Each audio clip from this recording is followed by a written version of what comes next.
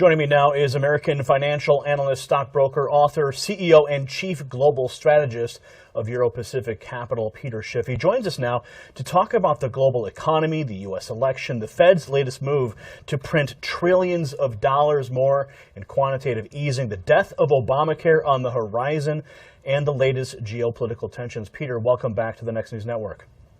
Oh, thanks for having me on again. Absolutely. Now, North Korea just fired a ballistic missile from its submarine off its east coast. It's according to the U.S. and South Korea. Tensions are escalating between the West and China. China has ignored the international community and continues to militarize the Chinese triangle there. Vietnam now moving missiles into the region. Japan becoming more aggressive, retooling its constitution. The Philippines military bases are active again with U.S. soldiers. If war were to break out in the South China Sea, how will this affect Americans who have become absolutely dependent on cheap goods from Asia? Well, certainly America is in no position to afford a war. I mean, we're really in no position to afford peace. That's how broke we are. But certainly anything that would require the expenditure of more resources that we don't have would simply add to our problems. The government would have to run even larger deficits to absorb those costs, which means it would have to print more money. The Fed would have to create more money to monetize those deficits because Americans don't have the savings. It's not like World War II where we can go sell bonds and the American public is going to write checks. American public is broke. They have lousy jobs or they have no job at all. They can barely survive. They can't afford to pay their own bills, let alone the government's bills. So we're very, very vulnerable to any kind of increase in government spending. But even if there is no war, we're still going to have a financial crisis worse than 2008 because of the problems that already exist, let alone how much worse they would be to the extent that we had some overseas conflict to deal with. Now, Hillary Clinton, she's a critic of for-profit schools.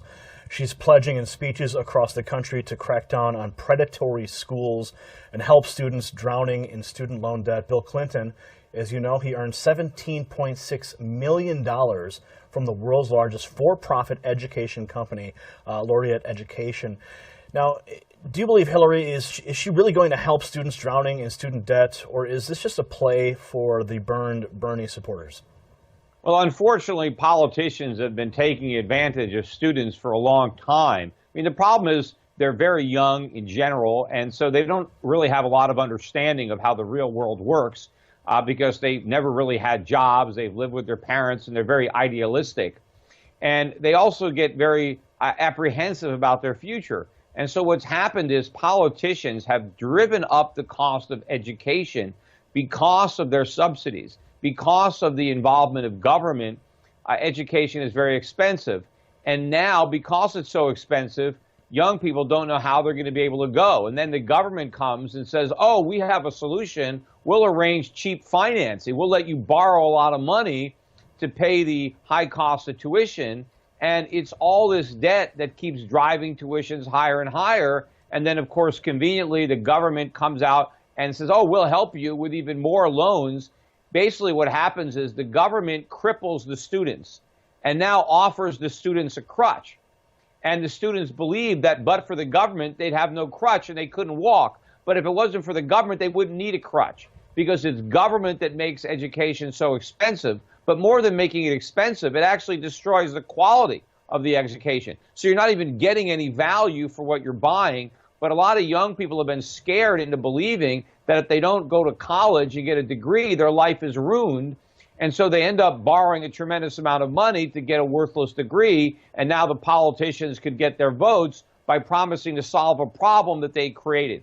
Hillary Clinton is not going to solve the problem. Hillary Clinton will simply make the problem worse.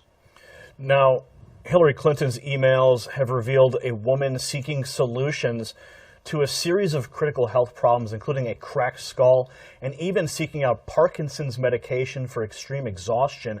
Now, the media certainly is working overtime to discount any questions of her health as simply conspiracy theory, even while respected doctors are raising some very serious concerns. Now, aside from her national security failures, which I think we can agree on, which certainly should exclude her from running altogether. Given the recent revelations of her health, should the American people be concerned about her health crisis? Well, I mean, the health is the least of my concerns. I mean, maybe if she got really sick, she couldn't do as much damage. I'm more worried about a healthy Hillary Clinton and what she can do than a sick Hillary, because the real problem is what she's going to do, what her policies are going to be. I mean, she's a very corrupt individual. I mean, she's basically running a criminal enterprise with her husband, Bill. They entered politics broke, and now they have a net worth of over $100 million. I mean, they did that by peddling their influence, and they were doing it in a way that was probably detrimental to the interest of the American public. And now they're trying to escalate that by moving Hillary into the White House. I can only imagine how much money the Clintons stand to gain if they can get back into the White House again. I mean, look how much they made just having Hillary be the Secretary of State. Imagine, what it's going to be if she's president, or what they made when she was a senator. I mean, she's going to have far more influence to peddle. I'm sure it's going to be a lot more expensive to bribe Hillary once she's president, but obviously that's going to continue. So I want to keep her out of office. I'm not, the health issue, as far as I'm concerned, is a sideshow to the main event of the fact that she is incompetent and a very dangerous woman to be president of the United States. Donald Trump now, he's made criticizing international trade deals like NAFTA and the TPP a centerpiece of his campaign. Hillary, on the other hand, she supports those trade agreements. Will the Trump administration be able to bring back jobs and pull America from these agreements? Are these international trade deals good for America? Well, the agreements are not the problem. I'm not saying that these are the best agreements and that they couldn't be renegotiated more favorably. I'd just like to have unilateral free trade. These agreements are managed trade because they're enormous. I mean, they're very thick. There's lots of papers there. Free trade wouldn't require that volume of paperwork.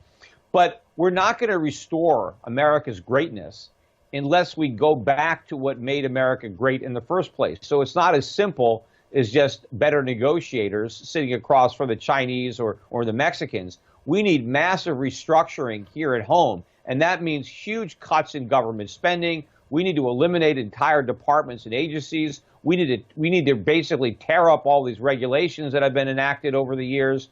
We need to make government much smaller. We actually need cuts in entitlements, something that Donald Trump is promising not to do. We're going to need that. We're going to need to reform our tax code. We're going to need lower taxes. We're going to have to focus taxing on consumption and not taxing savings and investment and production. So we need to do a lot of things. We can do those things, but so far I don't hear any of the politicians actually talking about what needs to be done, and nor do I know that any of them have the stomach for swallowing the bitter tasting medicine that we need to swallow if we're ever going to have a healthy economy again. Aetna now, they've announced that they're going to be ditching Obamacare. Do you think Obamacare is going to split in half to remain on life support? Well, Obamacare was a very predictable disaster. I mean, all the problems that are going wrong with Obamacare were things that I forecast, that I wrote about and spoke about years ago when they first enacted this. And the fact that everything is happening precisely the way I said, just further supports the underlying thesis. This is a disaster, and it's just going to eventually lead to the collapse, I think, of our healthcare system, and the government is going to then take advantage of the damage that it caused to probably nationalize the entire thing and go to some type of single-payer socialized medicine. And maybe that was the plan all along, to poison the well and then take advantage of what happened. But, it's not just the government's healthcare plan that it's a disaster. Everything the government does is a disaster. I think what the Federal Reserve has done is going to be a bigger disaster. Everybody believes that the quantitative easing and cheap money was a success. It's as much a success as Obamacare. In fact, it's probably even a bigger failure, and it's going to cost us even more when the consequences become more widely known and appreciated. Now, you just mentioned the Federal Reserve. They admit they need another $4 trillion in quantitative easing to offset an economic shock. Those are their words. Will this simply be a Houdini act to offset an economic shock and just kick the can down the road? What's going to happen to the House of Cards? Well, they're talking about what they might do in the next economic downturn, which I believe has already begun. I think we're already in a recession. It's just that nobody wants to acknowledge that fact, certainly with an election coming up where Hillary is promising 4 more years of Obama. They don't want to admit that we're already back in recession, because who would want 4 more years of recession? But I don't think that there's any amount of quantitative easing that's going to get us out of this. I don't care if they go 4 trillion or 40 trillion. It's not going to work. It can't work. It's like trying to drink yourself sober. That doesn't happen. The more you drink, the drunker you get. What we need is detox. We need to go cold turkey. But unfortunately, the problems have built up so large over so many years that that's going to be a very painful trip to rehab. But that's why none of the politicians or the bankers want to accept reality, because they don't want to acknowledge how big a mistake they've made and how much trouble we're now in because of what they've done. Taking a look at the Brexit, how is a weaker UK pound bolstering the country's industrial export orders to a record not seen since 2014? Well, look, a weak pound is not going to help the UK. I mean, it just makes their imports more expensive, and it means they get less for their exports. And certainly, you're going to export more when your exports go on sale. But, the goal is not to have to mark down your exports. You want to get, top dollar for them so that you don't have to work as hard to pay for your imports. So the weakening pound is not going to help the UK. What would help the UK is getting out of the EU, because then maybe they won't have as many regulations and they'll have a freer market, and then they can have a stronger economy and eventually have a stronger British pound. Now, Deutsche Bank, they're shutting down hundreds of branches in Germany, causing great concern. And of course, the Russian desk now apparently helped to move $10 billion offshore through something called a mirror trading scheme. First of all, what is a mirror trading scheme? And then what do you believe is the ripple effect of the Deutsche Bank collapse? Well, I really don't know, and I don't know what the effect is going to be. I mean, Deutsche Bank, hasn't completely collapsed. The stock has certainly gone down. We're actually below the 2008 financial crisis lows. And I think there's problems not only in those European banks, and Deutsche Bank is not the only one that's had a substantial decline. There are a lot of banks that have seen similar drops. I think there's a lot of problems with our banks. And I think we just haven't been dealing with it yet. And I don't think this is something that's isolated to European banks. But, who knows where the dominoes are going to, end up and what the collateral damage is going to be. But obviously what's going on is certainly a sign that there are big problems here. And it's particularly, I think, the backlash with respect to the quantitative easing programs and the negative interest rate programs that are going on in Europe, and how this is affecting the banking industry. Italy now could prove to be actually the next nation to leave the Brussels bloc. That's according to Mr. Stiglitz. He's a former chief economist at the World Bank, also a Clinton insider. Now, he says an amicable divorce must be considered to avoid a political cataclysmic event like the Brexit. Why must a divorce be considered to avoid economic doom there in the Eurozone? Well, I don't know, ultimately. And a lot of scapegoating is going on. You have a lot of problems now in Europe, and it's easy to blame it on the European Union. But look, Italy had a lot of problems before they joined the EU. I mean, the countries that really should be complaining should be Germany. I mean, Germany was in much better shape and would be in much better shape had they not created this ridiculous union.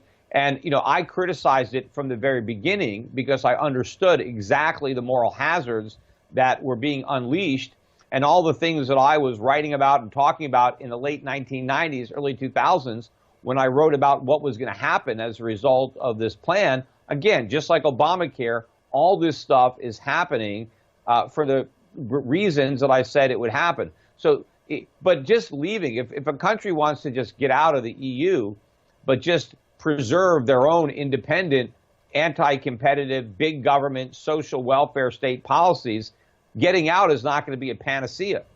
The problem is the government and the deficits and the regulations that everybody has now based on their membership of the EU. I mean, the EU was supposed to rein all that in. It was supposed to keep a check on government, but it hasn't done that.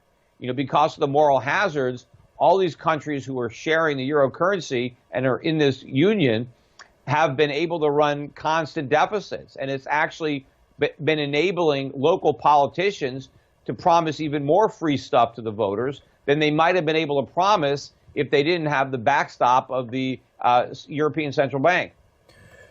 Now, post-Brexit, we're seeing federalism rise in the Eurozone in an attempt to keep the states in line with policies and regulations. There's now discussion of a standing EU army. We've reported here how Germany is actually beginning to absorb some of the militaries in Europe. Meanwhile, of course, populist movements are pushing back. What do you believe is going to be the ultimate fate of the Eurozone and, of course, the standing army of Europe? Well, I do think eventually that it will change dramatically. And I do think that more nations will leave. And I think ultimately there will be fewer countries that share the common currency. But I don't believe it's going to go away. I think the euro will be there. I just won't have as many nations a part of it. That's probably the way it's going to ultimately go down. But, you know, it's not just the European Union that's in trouble. I think the United States, you know, we're a union of 50 states. And I think our union is even more trouble than the European Union. Not necessarily that it's going to break apart, like the Civil War days, where states are going to try to secede from the Union. I don't know that it's going to come to that, but I'm certainly most states would be better off economically if they could do that. But the U.S. government militarily probably won't allow that. But I do think that our union is going to see some major problems with respect to the economy, the value of the dollar, our standard of living. So, you know, while a lot of people want to speculate as to what's going to happen with the European Union, it's the American Union that I think is much more troubling and certainly much more of much greater interest to most of the people that I deal with. Shifting gears into Pittsburgh now, they're going to be hosting Uber's driverless pilot program.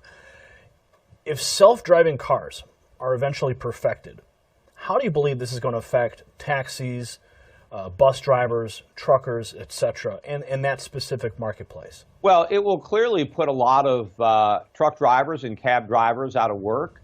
You know, right now, I think the most common job for men in America is truck driver. That more men are employed as truck drivers than in any other occupation. And if we have, you know, autonomous trucks, those truck drivers will be unemployed. Now, that is a good development. I mean, I think the world will be much better off with autonomous cars. I mean, just think about it from your own perspective. If you didn't have to drive, if your car just drove itself, I mean, that means, you know, you could sit in your car, you could do work, you know, you could watch a movie, or you could be productive. It wouldn't be dead time. Think of all the people that commute back and forth to work. They could be working during that commute, so people could be a lot more productive. I mean, think about traffic. And what about all the accidents? I mean, more people die in traffic accidents than probably from any other cause. Obviously, if we have autonomous vehicles, we will cut down dramatically on fatalities. We certainly won't have to worry about drunk driving. People will be able to go out, drink whatever they want, and just get right back into their car. So this is going to be a big positive. I mean, think about trucks, too. Trucks will be able to drive on the road 24 hours a day, 7 days a week. You won't have drivers that have to go to rest stops and then sleep. And then it's very complicated, too, when you're a truck driver, you know, to keep track of how many hours you're allowed to drive and when you have to rest. So trucks will be much more efficient when they can operate 24/7. A lot of families, they won't have to have two cars. A husband and wife can have one car because the car could drop one person off, then come back and pick another person up, drop another person off. Your car could be working for you. You won't have to operate it. So I think it is going to be great for human beings. It's going to be great for our collective standard of living to be, you know, to no longer have the drudgery of having to drive, to let our automobiles and trucks drive on their own without having to be operated by a human being. So it's a good thing overall, but certainly people are going to have to deal with the reality that if you're a truck driver or a cab driver, you're going to have to do something else, just like people that manufactured buggy whips had to do something else when the automobile came along. It wasn't that it was a bad idea to have automobiles. It was a positive development, but for the buggy whip manufacturers, obviously it was a problem. So people are going to have to deal with this. But what's a big problem in the United States is because of all the taxes and all the regulations that we have, the U.S. government is going to make it more difficult for unemployed taxi drivers or truck drivers to get better jobs and to get other jobs. And that's why we need to dismantle the government, because we have to prepare for this, technological improvements. We have to make it easier for people who are displaced to find other work, but the government is going to interfere with that. But the problem is not technology or advancement. The problem is government. Now, this election has been quite a wild ride so far. Of course, the DNC email hacks creating so much havoc for the Democrats. Trump's meteoric destruction of the Republican neocons. We're seeing an exodus of all of the Bushite individuals there. What are your thoughts on the election this year? Are you going to be casting a vote for Hillary? Well, look, the biggest problem with the election is somebody's going to win, right? That's always the problem. And I think that between the two, I think Hillary is going to be do more damage than Trump. Now, I don't necessarily believe that a lot of the things Trump is stumping about on the campaign trail, I don't actually believe that a lot of these things are going to happen. But I think Donald Trump probably has a better chance of doing the right thing as president than Hillary Clinton, where I think she has no chance of doing the right thing. I think Donald Trump can be reasoned with, and I think he might surround himself by much better people than will Hillary Clinton. And I think he has a good understanding in general about how bad the problem is and how government is at the root cause of it. Not all of the prescriptions that he's advocating are the right ones, but he's on the right track. And so I would much rather see him as president than Hillary Clinton. Of course, there is a third choice. There is, Gary Johnson running as a libertarian. And of course, that's a long shot, but who knows? I mean, if enough people vote for Johnson, then maybe they throw the election into the House of Representatives, and he could end up being the compromise candidate. Now, Gary Johnson isn't perfect either. I've got things that I disagree with on Gary Johnson. But if you look at everything in totality, Gary Johnson would be the candidate with whom I disagree the least. So I guess I would say Gary Johnson would be my number one pick, and then Donald Trump, and then Hillary Clinton is last. And so I would write somebody in before I'd vote for her. What is your outlook for the rest of 2016 and, of course, looking ahead to 2017? Final thoughts and solutions for the American people? Well, I think the economy continues to deteriorate until it eventually deteriorates faster, right? That's the direction we're going in. I don't believe we've ever really recovered from the 2008 financial crisis. I think all we did is blow a bigger bubble, but we never had a real economic recovery that raised the standard of living of the American people. In fact, the average American is worse off today than he was when the recovery started. And we've never had a recession that was worse. I mean, we never had a recovery that was worse than the recession that we're recovering from. And I tell people all along, if you thought this recovery was bad, wait till you get a load of the next recession, because this was the weakest recovery in the history of recoveries. And I think this next recession could be the worst recession ever. It'll certainly be worse than the Great Recession that we had in 08 and 09. And in fact, it may even be bigger than the Great Depression that we had in the 1930s. And so we're going to have to rename that. All right, Peter, always a pleasure to have you on the Next News Network. Do you have any projects you're working on you want to plug real quick? Any books? Well, no new books right now, but I think people should still read my most recent book, The Real Crash, America's Coming Bankruptcy, How to Save Yourself and Your Country. I revised it a couple of years ago, and it's as relevant now as when I first wrote it. And again, I'm always on the internet. People should check me out on my YouTube channel, The Schiff Report, at schiffradio.com, to listen to my podcasts and my video blogs. And don't forget, the most important thing you can do is to save yourself financially right now. We can't really do anything at the ballot box because we're going to be outvoted by a bunch of people who depend on government most likely, but you can do something about your own personal finances. Contact me at my brokerage firm at Euro Pacific Capital at Europac.com is our website, and get yourself some physical gold and silver. We've got the best prices at my gold company. SchiffGold.com is the website for my gold company. All right, those are the words of Peter Schiff, the American financial analyst, stockbroker, author, and CEO, Chief Global Strategist of Euro Pacific Capital. Peter, thank you for joining us once again on the Next News Network. Folks, my pleasure. Folks at home, please comment below, subscribe for updates, hit that share button. Let's get this message out to the social networks, because this is not stuff you're going to hear every day on the mainstream press. They're compromised, and we're bringing it to you here at the Next News Network. For the Next News Network, I'm Gary Franchi.